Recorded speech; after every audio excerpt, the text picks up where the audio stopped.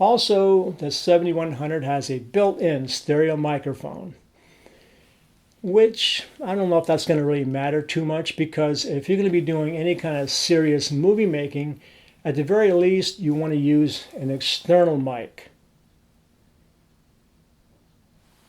And by using the external mic, you're going to get better sound quality. But most of the time, for my sound, I'm using an external or a separate microphone or recorder. As an example, I'm using it's called a Zoom for my audio. And I'm recording all my audio on here. And this does a really fantastic job.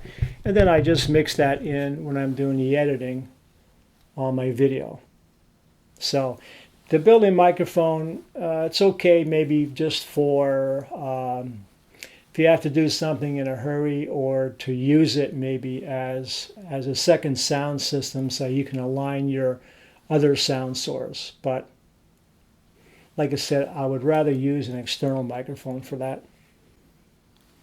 The D7100 has the same battery as the D7000, however it gives you 100 shots less, probably because of the more features it has. And it also has a 2-shot HDR for the higher dynamic range. So that's a good thing as well. And it's also compatible with FX and DX Nikkor lenses as well. And regarding the video, it goes from 1080p 24, it now goes to 1080p 30 frames, which is a little bit of a plus, I guess. However, even with that, though, I think there's other cameras on the market. If you're going to use this for video, there's probably other cameras that may offer a little bit better video for you. Even the 5200, I think, has a nice variable screen on here that you can use to angle it several different ways. And I think that's important for video in case you're shooting way down or you're holding it way high above your head. So there's other video cameras that have something called touchscreen autofocusing. So you just touch the screen on the person or the face that you want to autofocus, and it's going to follow that around, and it's going to keep that section in focus for you. I think that's a pretty cool feature if you want to use autofocus. And I have used my D7000 for doing some videos, but it's probably not as easy to get great results as some other cameras might be. And the Nikon D7000, of course, has the ability to put a cover over your LCD screen, which I have. And whereas the 7100 doesn't offer that. It doesn't have the little holes in here that you can snap this on here. Probably because maybe the screen might be a little bit heavier duty. I don't know, but I guess it's something that probably a lot of people don't use anyway, so they don't have that in the D7100. So these are some of the features that I like about the D7100. So is it worth upgrading from the D7000? It could be if you need some of those features that the D7100 has, like if you want to shoot into a tablet or you need a larger file size. But for me, I'm plenty happy with the 16 megapixel size.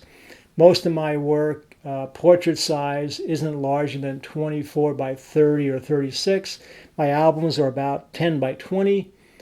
And I'm pretty happy with the 16 megapixel size. However, I do like some of the features of the 7100 as well.